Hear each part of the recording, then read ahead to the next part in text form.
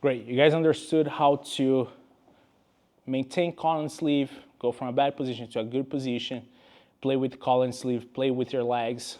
You guys have an idea how to play from there. Now we're gonna go straight to De La Riva. What's going to happen is, once you're in collar and sleeve, it's a position, since you're controlling the upper body with your legs and your arms, the lower body is going to be free. So your opponent's they're not gonna stay there. They're gonna start reacting.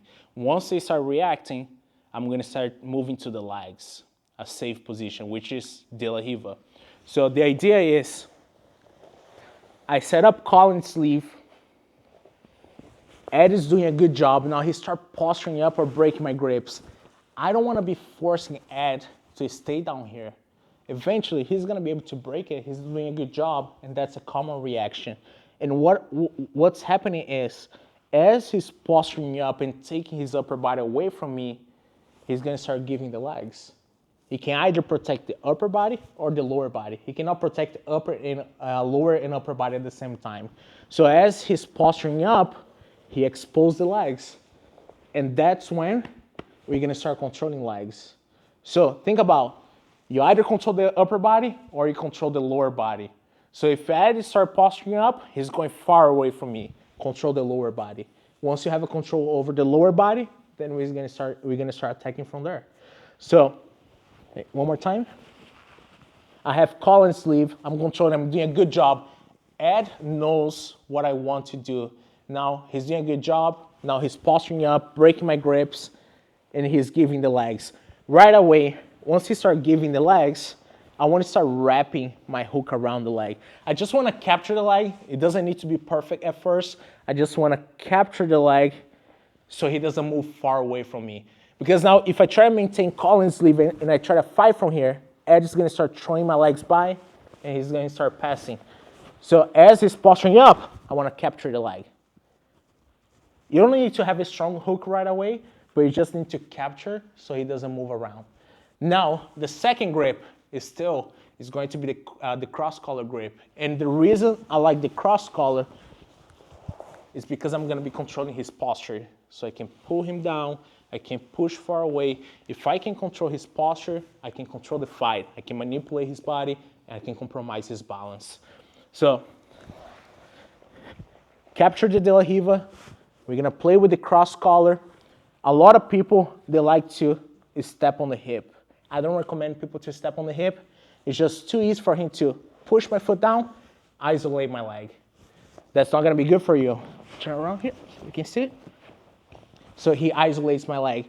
Now, if I play with the foot on the shoulder, it makes it harder for him to do the same thing.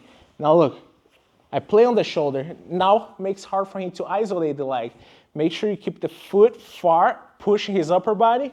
I'm gonna get the cross collar to twist it, and then I'm gonna start playing from here. Now, how can I get a strong hook to maintain the position? Because now I don't have a good hook. I can barely attach this hook against his leg.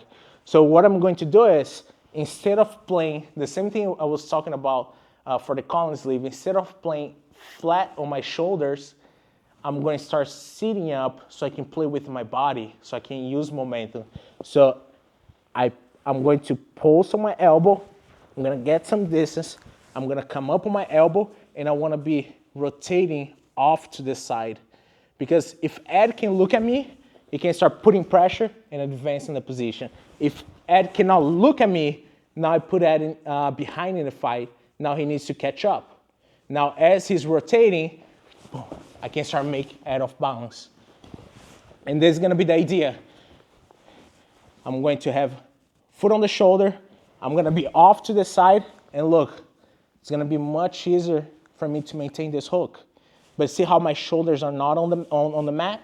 So I keep my shoulders off the mat, good cross collar, and then our Ed's going to be following me. Now look, try to square up with me, Ed. And I'm going to be using my elbow to rotate around and maintain the position.